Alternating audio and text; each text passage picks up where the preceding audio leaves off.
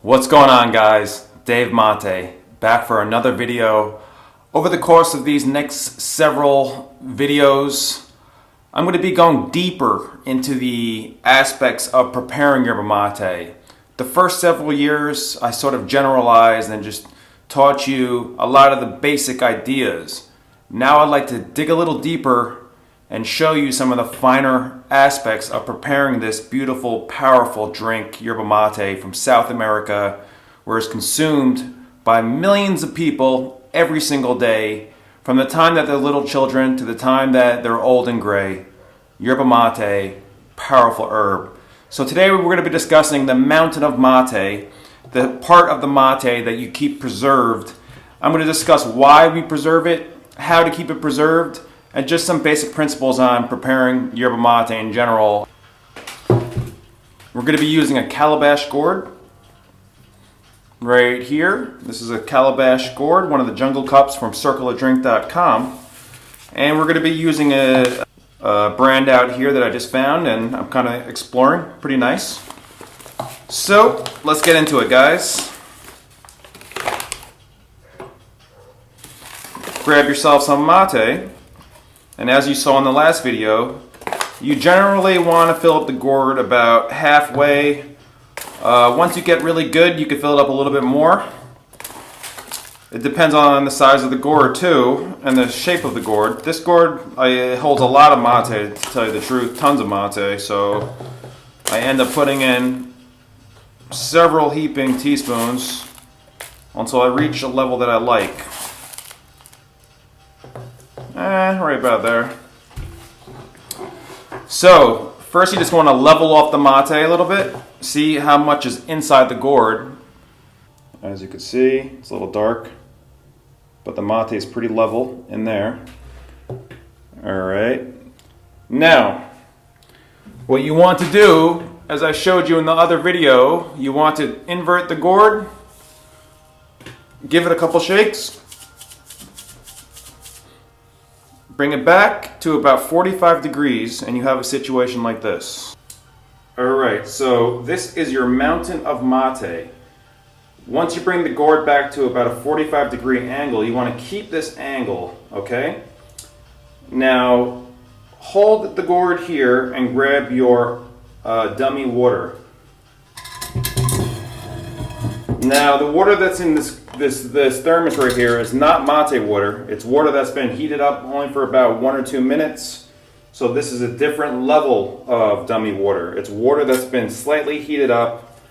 You can use water that's been cold or room temperature. I usually use room temperature, but today I wanted to switch it up. So you actually want to do is you want to pour the water into the water hole, but do not pour it on the mountain of mate. So you want to keep this curvature while you're pouring. Keep this angle, pour it in nice and slowly. Now if you get some of the mountain of mate wet, that's okay. Don't worry about that. You're going to have plenty of time to clean it up in a second. So let's see what's going on in the ecosystem. We have the dry mountain of mate here. Don't worry that some of it collapsed and it got a little messy. That's fine. That's totally normal. And we have the water hole here where we actually poured the dummy water, slightly heated up this time. I kind of like heating it up sometimes. It helps to open up the mate without destroying any of the chemicals and nutrients. It helps to temper the mate. Now, this part is important. This is when you actually build up the mountain. So as you can see, my mountain got a little bit deteriorated. What you want to do now is grab your bombisha. I'm using a spoon bombisha. This is one of our Rayo bombishas from Circle to Drink. And you want to follow this curvature. So just put it in the back of the gourd. Now once you get here, you want to push everything forward. Start pushing everything forward. This is called molding the mate. Mold the mate forward. Just push everything forward. Once you push it all forward, you have a situation, you can actually take out the bombisha if you want. And now look, you have a situation like this. Beautiful. This is your mountain of mate. This mate, the reason you're creating this mountain of mate is for several reasons. The main reason is you're creating a water hole here. This is where you're going to add your water. And the mate that's sort of below here and slightly under this mountain of mate is the mate that you're going to be drawing from. This is the mate that you're going to be drinking from. Now, somebody recently asked, why can't you just pour everything over indiscriminately on top? You can. That's another technique. That's called flooding the mate. But as you become a connoisseur of yerba mate and Matero, you generally don't do that anymore. That happens at the end of the entire cycle, which is another video. But for now, just learn how to maintain this mountain of mate. So now that you have your mountain of mate formed, another reason, by the way, to have the mountain of mate is to later on, once this mate becomes tasteless below, what we say lavado in Spanish, you're going to basically take your bombilla and put it on this side and push everything over, do the exact opposite, and this is going to become a new mountain of mate over here. So that way all the mate becomes used, and you kind of get to, you know, split the mate in half. So maybe half of the day you're using this part of the mate, this is your water hole, then maybe you set the gourd down for a couple hours, and then at night you want to start drinking. Well, you don't have to make a fresh mate. You could just start to use this mate, the one that you preserved, the mountain of mate. So those are some of the reasons why you want to keep this mountain of mate here. Now what you want to do is grab your mate water. Mate water is water that has been properly heated to about 175 to 180 degrees Fahrenheit, 82 degrees Celsius. And what you're going to do here is you are going to pour it into the water hole nice and slowly. So just grab your kettle or thermos, whatever you have, and slowly pour it into the water hole. Take your time here. As you're pouring it, you want to slowly bring the gourd back to a level position. So you started on an angle, you bring it back to a level position. Now, here you go. You got a beautiful situation right here. So now that we added our mate water, you can see that the mountain of mate is totally preserved. This is all dry yerba mate. Okay? Remember, this is the ecosystem of the yerba mate. What we have here is the water hole. This is where we're going to draw from. This is where we're going to drink from, right here. This is what we're going to preserve, the mountain of mate. Now you just kind of want to be gingerly, you know, you want to build some dexterity, happens over time. You don't just want to jam the bombilla in, you don't want to shake this up. Remember, you're the server, you're in control. So it's your job, especially if you're having a mate circle with friends, family, acquaintances, it's your job to maintain the mountain of mate. And that also means to tell the guests not to destroy the mountain of mate, that nobody else should be stirring things in here. You got to really maintain control. So now you want to grab your bombilla and put it in along the curve. Okay? Now once it's in there, you just want to pull it up a little bit. You could even do a little bit more pushing. And there you go. That's a very beautiful thing right there. So, now your mate is ready.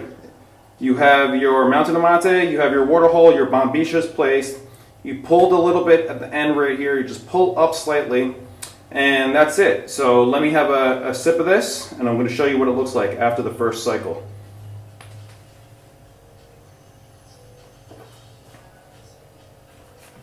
I'm already halfway through this first cycle. Now remember, cycles every time you complete a gourd.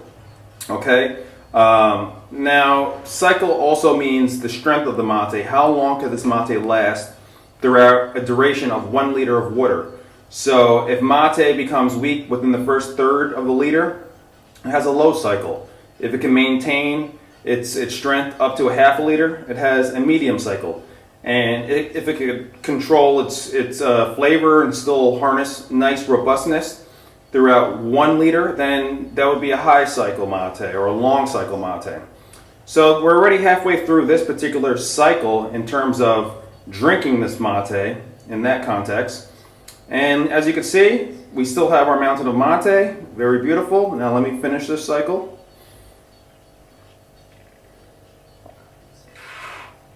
You hear that? That slurping?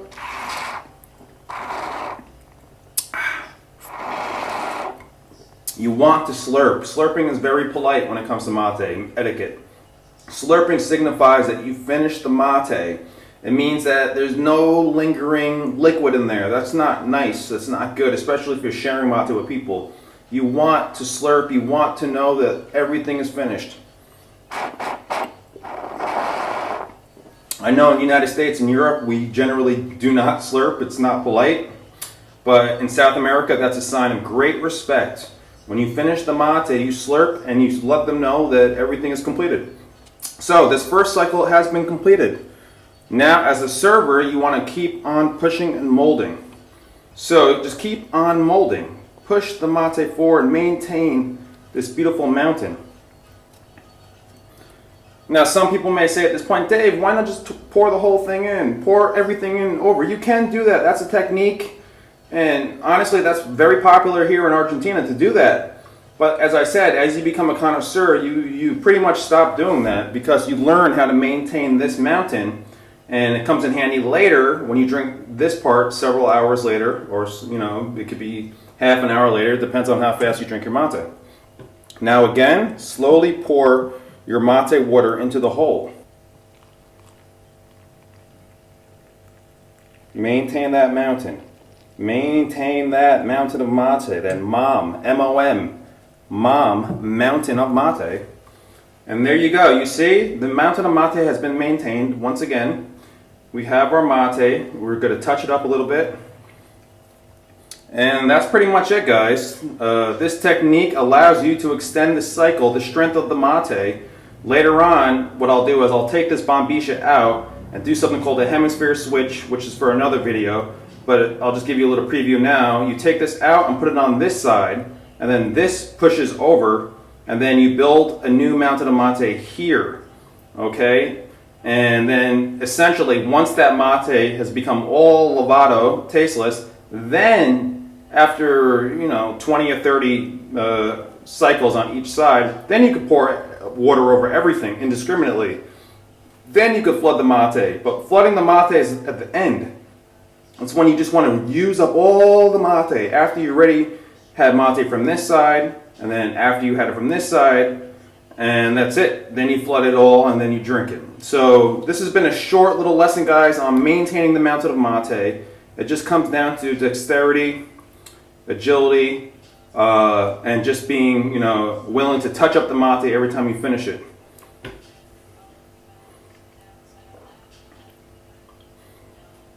As you can see, the mountain of mate has been maintained.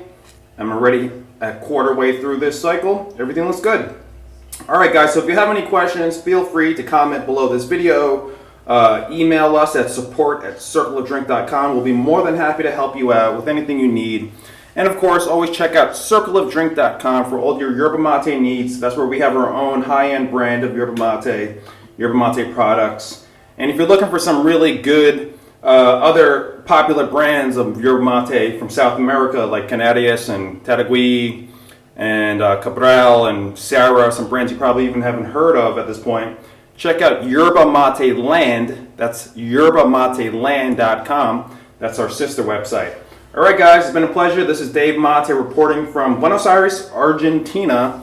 And expect many, many, many more videos to come. And as I said, these next wave of videos are going to be much more in depth. It's going to be about the art, the connoisseurship, the real intricacies and subtleties of preparing yerba mate culture, everything yerba mate. All right, guys, Circle the Drink, Dave Mate signing out. Have a great one. Salud.